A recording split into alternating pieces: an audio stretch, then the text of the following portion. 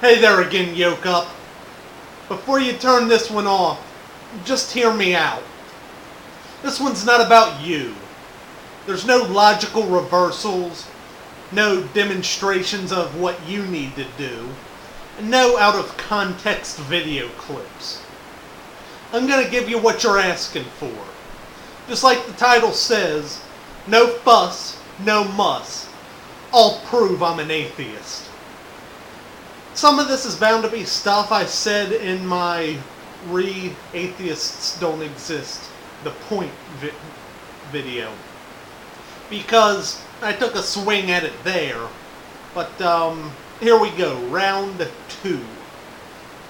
Now I believe first I had to prove that I can think.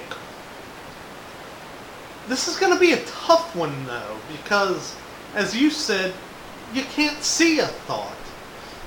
I don't know how I'm going to do that if I can't show you my thoughts. Unless you're wrong, and I can show you.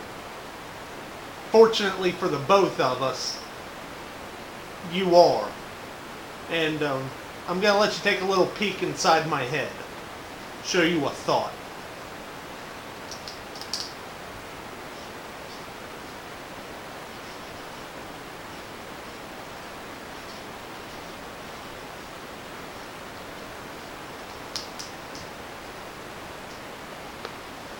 And there you go. This is the thought that was inside my head and is now on this sheet of paper for you to see. If I didn't have thoughts, I couldn't have written that. I couldn't do anything. Every move I make, every word I write, every word I say has to start out as a thought in my head. The fact that I was capable of making this video is further proof of my cognitive ability. I had to plan it out, organize my thoughts into a coherent speech, and then deliver it to you. So I do think. And you can see that I think.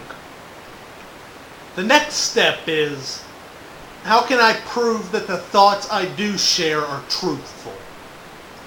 1, I could show physical evidence that supports the claims, which was the point of the shot in the dark video.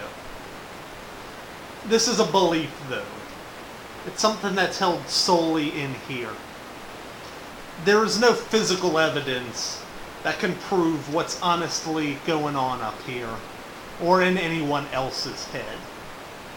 But if you were paying attention, before I mentioned physical evidence, I said 1. So, number 2, I can show logical evidence.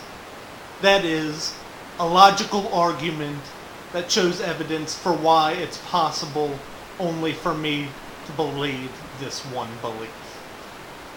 If I'm in denial and believe that God truly exists, I have nothing to gain, yet everything to lose by denying him.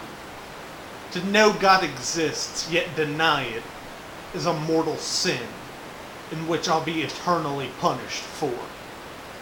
If I did believe inside that God exists, then in my time of doubt, I could call on God to show himself to me, because he loves me and doesn't want me to suffer eternal damnation.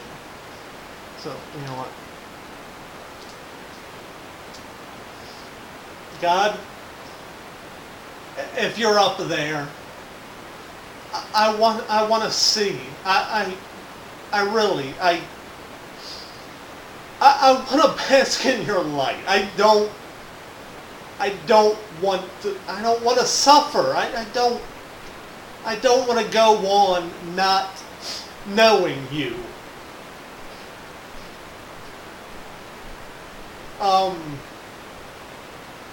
God, you there? I know you are. You're everywhere. You're supposed to be in everything. You can hear this. What? Just answer me. I'm still waiting. Why won't you show yourself to me, one of your children who wants to know you?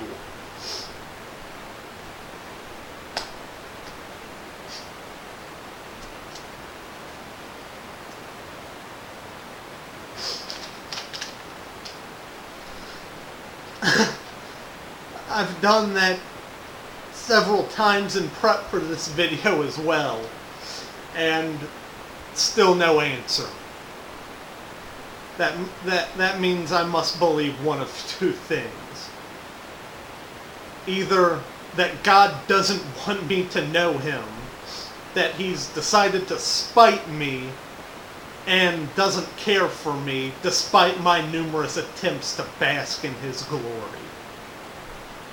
Now, for me to believe this, I'd have to first believe in God. And if I do believe in God, it would be impossible for me to hold that belief that he doesn't want me to love him. Or the, easier and non-contradictive belief, I could truly believe that God does not exist. So, there it is. I know it's hard for you to come to terms with the fact that someone could actually not believe in God, because it's just as hard for me to understand how someone could believe in an invisible man in the sky without any supporting evidence. So, quid pro quo, Yokeup. I've given you what you wanted. Now it's your turn. Where's all this evidence that supports God and the claims made by the Bible? I'll be waiting to hear back from you. Hopefully not as long as I've had to wait to hear from God.